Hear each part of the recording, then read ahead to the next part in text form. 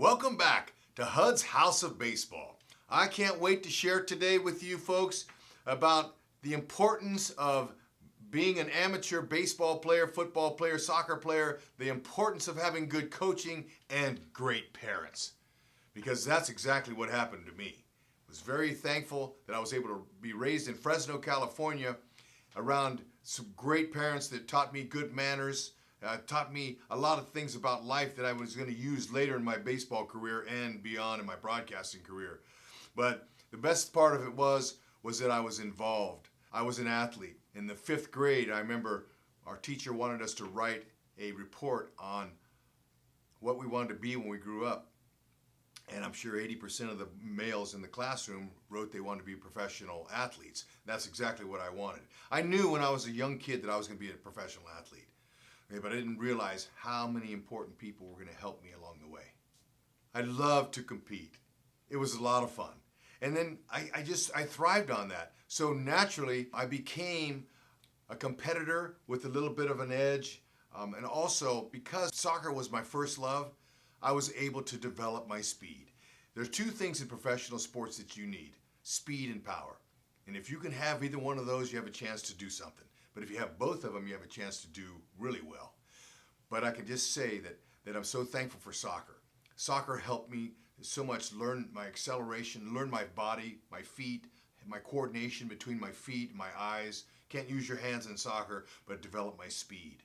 And that was an important thing I used my entire career, and I'm so thankful for it.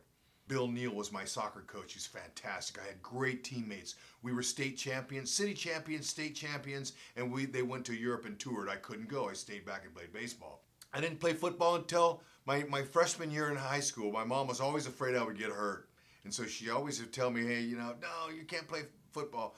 So I just went ahead and listened to her, but finally I said, Mom, I'm going out for football. I was a wide receiver. What a blessing football was. I learned a lot about myself, discipline, and the importance of teamwork and how everybody had to do their job in order to succeed. I had a great quarterback in high school. His name was Nick Papagni. He could throw a dart. He could throw a seed 50 yards downfield, no trouble at all. We grew up on the park together in Tenaya Park in Fresno, and so we knew each other we knew everybody's move in the playground.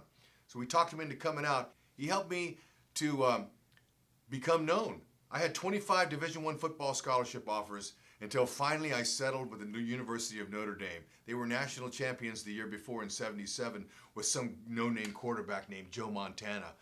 Coach Dan Devine was fantastic, and in 1978, I was going to be a Fighting Irish. My mom gave me some great advice. One of those things she gave me was my senior year. She said, you play 3 sports, son. Why don't you eliminate one of them and concentrate on 2? Maybe you'll become good in 1 or 2 of them. Ha! What do you know, Mom? Thank you. Great opportunity. Great advice. As I eliminated soccer, because I didn't see a future for me in soccer, I wanted to just focus on the main money-making sports, and that was baseball and football. Football, man, here came Notre Dame. Beautiful thing. Now, baseball is my last sport of the season. I'm playing baseball in my high school, and scouts would call my house, and we didn't have cell phones back then. The wall phone rang, and I'd hear my mom pick up the phone and say, you'll waste your pick. Don't draft my son. He's going to Notre Dame. And she'd hang up. And that went on for a couple of weeks until finally the draft day comes. I come home from school like any other day, walk in the door. Mom, anybody call? She goes, yeah, the damn Yankees drafted you. And I went, what? What did you tell them? I told them they wasted their pick. My son's going to Notre Dame. You told them that, Mom? Okay. Sure enough, we didn't hear from him for about a week, and I go, Mom, you scared him off. Way to go. Well, she goes, don't worry, son. They'll show up. Sure enough, they did. Al Rosen, the president of the New York Yankees, and Jack Butterfield showed up at my front door. My mother sent me out right away to get a pizza at Mamma Mia's Pizzeria, one of my favorite spots as a kid.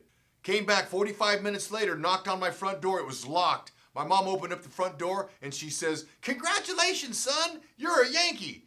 So I went from having a football scholarship at Notre Dame to becoming a New York Yankee. Yeah, my mom negotiated my first contract. I couldn't have an agent because it would have ruined my eligibility for college. So, man, here we go. Here's the journey I always dreamed of. 17 years old, I fly all the way across to New York to meet George Steinbrenner. He wants to meet his bonus baby. New York press knew I was coming. The team was on the road, the Yankees at the time, and so I went to Yankee Stadium. They took pictures. I sat in front of Bucky Dent's locker. They took a picture in front of Bucky's locker, and the media played it up pretty nice. And so here I am. Now I'm off to my what ended up being a 10-year minor league journey. I had no idea it was going to take that long. It was a lot of fun, folks. Until next time, see you later.